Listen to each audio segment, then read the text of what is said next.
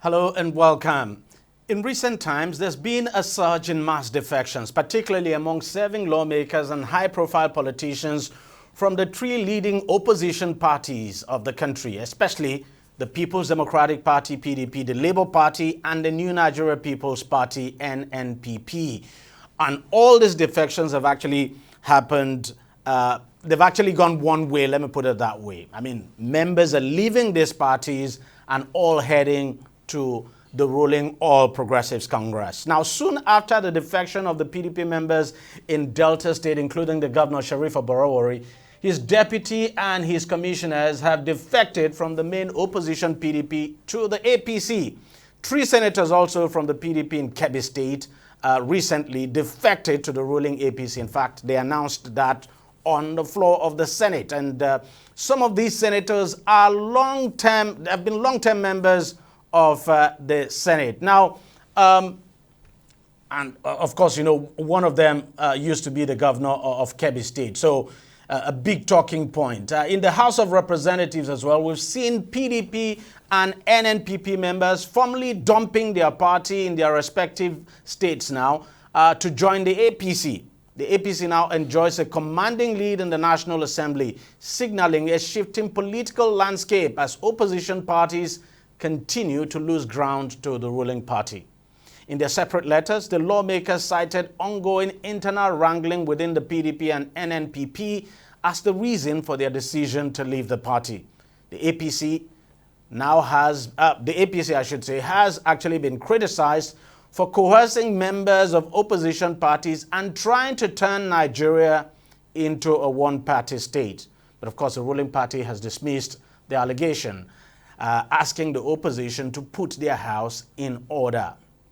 Well, let's discuss all of this further. I'm now being joined on the program by Abubakar Kalgo, who is the Secretary, PDP Kebbi State Chapter. He joins us from Burning Kebbi, that's the Kebbi State capital. Also here in the studio with us is Nelson Eujimi, who is a political affairs analyst. Gentlemen, thank you very much for coming on the program. Let me come to you, Mr. Kalgo. Losing three senators from your state same day, and one of them, that's the former governor of the state, Alero, that must be a very, very big loss for your party. DEJI, thank you for having me in this time. I'm Abubakar Bawa, Secretary PDP Kebbi State. Defection of three senators from our state, well, has come maybe to outsiders, they may be surprised, but to us, we are aware and we are following, we knew they are going to defect. So what exactly is the problem? Why do you think these senators left your party? Well, sincerely, defection to another party for everyone, it is a setback to that party, no matter what. But if you are following the PDP in Kebbi State, the defection of these senators is not surprising, and it does not touch anything or does not affect the PDP in Kebbi State. You know, formerly they were in the APC. They were rejected in that APC to the extent of one of them has contested under the APC. He get 0 votes during the primary elections. They ran to us, they seek for our mandate, and we feel they can add something, or they can add an irrelevance to the PDP during the 2023 general elections. So we have accommodated them with expecting that they may change, because it is the habit of Governor Aleru. It is the habit of Aleru for defection. That is habitual since you do defect from one party to another. But this time around, when he came, we accommodated him. We were expecting him to change, but he did not. Is there a problem in the the PDP in Kebbi State that that you're finding difficult to resolve, and that's the reason why some of them are leaving? Well, as a leader or as somebody who has come to the party and enjoy its ticket, its mandate, and those party faithful, they have voted for him. If there is any problem in the party, we are expecting them to stand and make sure the party is corrected, not that they will defect to the other party, especially with the situation that APC brings the Nigerians into. So we are very disheartened and very unfortunate for them. We don't expect them to do this. If there is any problem within the party, I think they are to stand and make sure the party stands on its feet. But going forward now, tell me how this, their defection now, there's no question at all that it will affect your party in the state, but how much of effect do you think it will have on your party? Hello? How much of effect do you think their defection will have on your party? That's the party in your state, the PDP in your state. Sincerely, the campaign of Senator Adamalero and the others did not affect our party. We stand on our feet, and I assure you, the whole party rules are there. Nobody defected and follow them. Nelson, let me bring you in here. There's no question at all. Adamalero is a big-time politician. Has been governor on 2 terms, and he is one of the big, I would say one of the big fish, now that the PDP was really proud to have in its fold, and now he's left. What do you think could be driving this, high-profile PDP members to the APC? Well, thank you very much. Well, the defection is a constitutional right. The electorate even recognizes it, that a elected member can defect if his party is in crisis. And the defection of somebody of Senator Adamalero and others in Kebbi State is one that will change three senators, three of them. Three of them is one that will change the political dynamics of that state. And the reason for defecting by some of them cannot be, placed on a single factor. You can say the defection can be traced to the crisis that has bedeviled PDP since 2023 general elections. You recollect that the party became factionalized, and as we speak, things have not returned to normal. You also talk about the Labour Party, for example. That party is also factionalized, that they have about 3 factions. Then you also talk about the NNPP. So some of these politicians who are defecting from this party are doing it for their own self-interest. Some are doing it because of their political ambition. Some are also doing it, because of the fact that internal democracy has collapsed in their party, and they don't want to go with a sinking ship. So when you look at all these factors, you know very well that these political heavyweights who are decamping, for them to have, been elected on those tickets, also tells you a lot about, their clout that they have in their constituency. You talk about somebody like Senator Adamalero, a 2-term governor of Kebbi State. This is not his first time as a senator, maybe the second or third. He's been in the Senate. So this is somebody that you can beat your chest and say he knows the politics of Kebbi State, like the palm of his hands. So when these politicians defect, I think the most appropriate thing for parties from which they have defected to do is to look in the mirror and see what is driving members away from. Because in politics, like we say in our local parlance here, it is about Benwewa, bring your mouth here, let us all rub mine together, not Benwe some, take your mouth elsewhere. So in political party is supposed to aggregate, followers. But when we see situations where critical stakeholders in a political party are jumping ship, that is a cause for worry. And that is exactly what one expects the PDP to be doing now, rather than this bogus claim of the ruling party trying to turn Nigeria into a one-party state. That does not exist at all. We're going to talk about that issue of, the accusation now that the ruling party is trying to turn Nigeria into a one-party state. But let me come to you, Mr. Kalgo. I know your party plans to, at least recapture power in Kebbi State, produce the next governor, the next election. But with these defections now that we have seen, 3 key senators leaving your party, don't you think that would hamper your chances, the chances of your party now in, recapturing power in Kebbi State in the next election? Okay, Mr. DEJI, in Kebbi State, PDP is strong and deeply rooted. I mean, at the grassroots. PDP is there at the grassroots. With the defection of these senators, I assure you our people are very much disheartened with them. So instead of feeling discouraged, our people are now courageous, which we have been receiving their calls here and there, that which we have been receiving their calls that we shouldn't be shaken. Inshallah, they are together with the PDP, and they will make sure Aleru does not make any relevance in the next elections. And we have so many plans.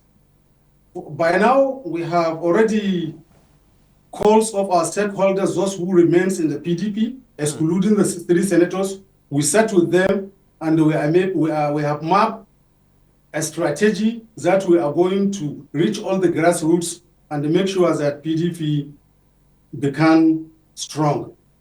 Are you sure in the coming days or weeks we're not going to see more members leave your party? You said? I said, are you sure that in the coming days and weeks more members will still not leave your party to the APC? Our members are still remains in the party. They don't have any intention of defecting. Nobody is going to follow Aliru to APC. What APC did to the people, especially in my state. So you're very sure. You're very sure that nobody will leave. That this is the end. After now, nobody will defect. And it's been our people has the intention of following. They will have followed by now. They will leave PDP by now. On the day that Aliru left the PDP, we have called a press statement. We have addressed our people on that very night and on that very hour that he has defected to APC. We have addressed our people. But tell me what you feel about what is going on in your party at the national level. I mean, you must feel very sad about it. What's happening in the national? Hello? Yeah, I said, tell me how you feel about what is going on in your party at the national level. I'm talking about the national PDP now. I mean, the leadership crisis we see. What do you make of it? I mean, you must feel very sad about it. Recently, the stakeholders of the PDP met. They have formed a reconciliation committee under the leadership of Senator Bokola Saraki. Yep. They are working tirelessly to see that PDP comes into being. So you're confident that the PDP will bounce back? Inshallah. With this, I am sure. I assure you, PDP will bounce back and take over the national government. Now, son, let me come to you. What do you think is the problem of the PDP? The problem of the PDP, if we go back in history, the problem of the PDP today started prelude to the 2023 presidential election when the party had its primary. The political temperature in the country, favored the president coming from the south, and because the PDP, trying to be clever by half, produced Atiku Abubakar, who is also a northerner like the former president, who had spent 2 terms of 8 years in office. And so that divided the party going into that election. And that was why the party went into that election, a divided house, and lost.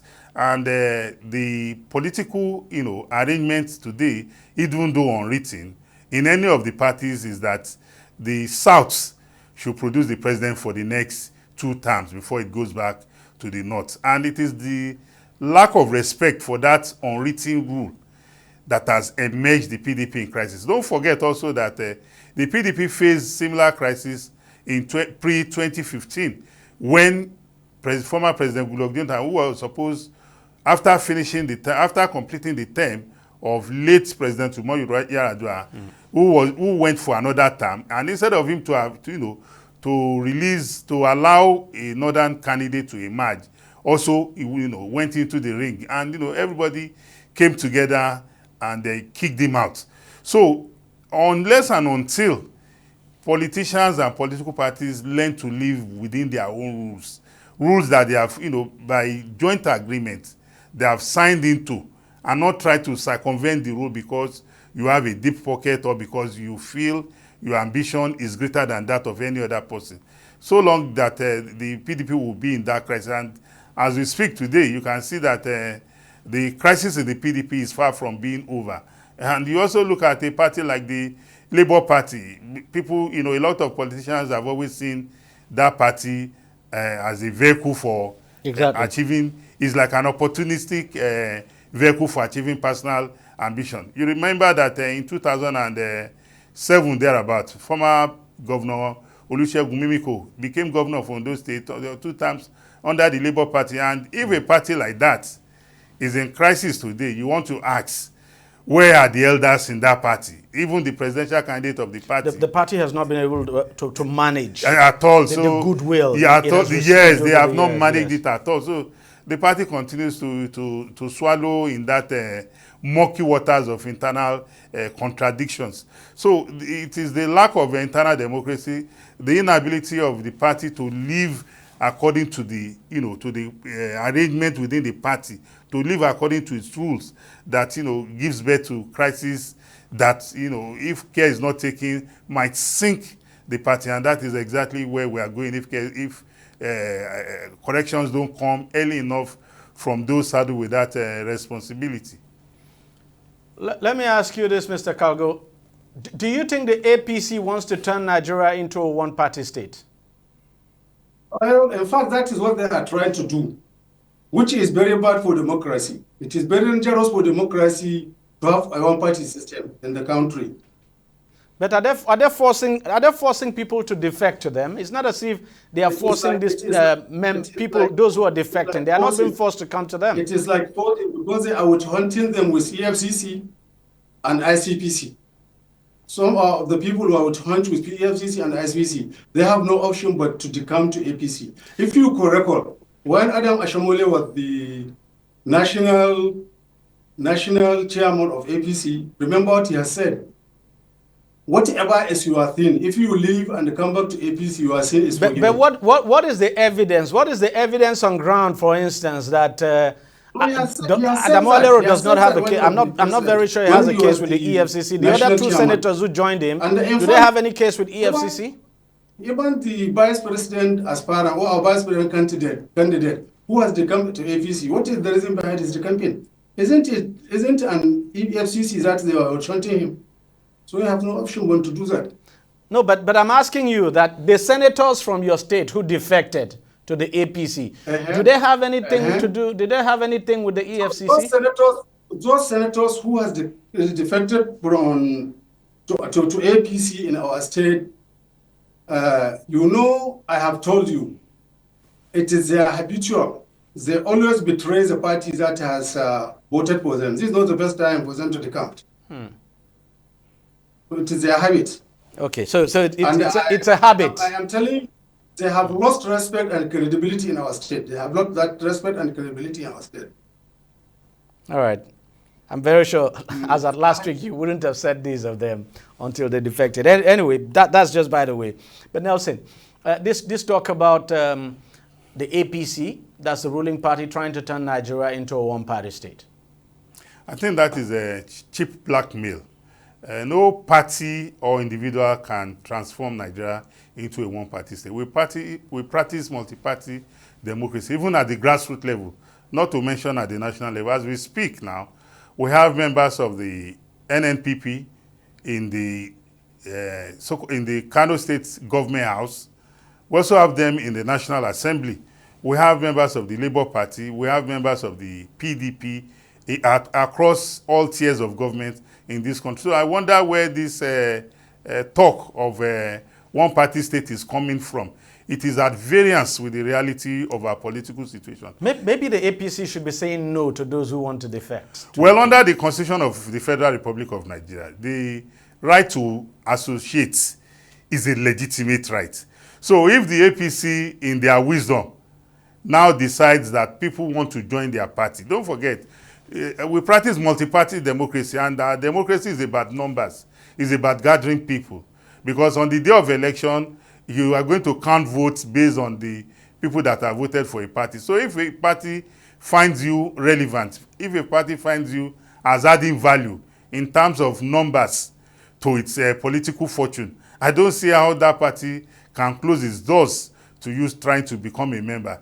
So what we should admonish these parties that are losing members is to put their house in order and look at what they are doing wrong that has made their members to start jumping from their vehicle. Because in the past, even the APC in the past lost members to other parties. For example, to the PDP, to the PDP. For example, the present governor of Osun State, Demola Adeleke, was once a member of the APC before, he jumped to the PDP, and today he's the governor of PDP of Osun State under the platform of the PDP.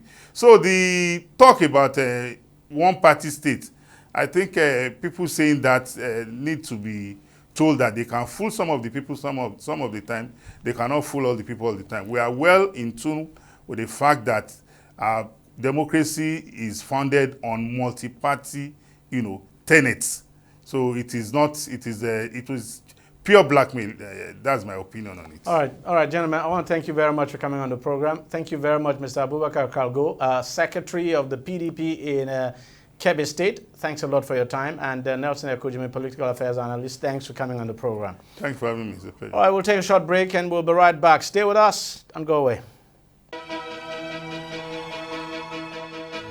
Opinions are free, facts are sacred, but truth is universal. How, in practical terms, can we, for instance, de-escalate the tension? President must see himself as the President of the Federal Republic. We know where the enemy is. 3 places. The Lake Chad Basin, the border area between Nigeria and Cameroon, and then the Sambisa Forest. On DEJI 360, we give you a complete dose of everything. Opinion, facts, and undiluted truth. I hardly believe what politicians say in this part of the world. A new Nigeria is possible, a future is possible. We delve into the issues, dissect it so that you can understand it, use it to take action. I don't think there's any need for any governor to look for grant for ranching. DEJI 360, dissecting the issues.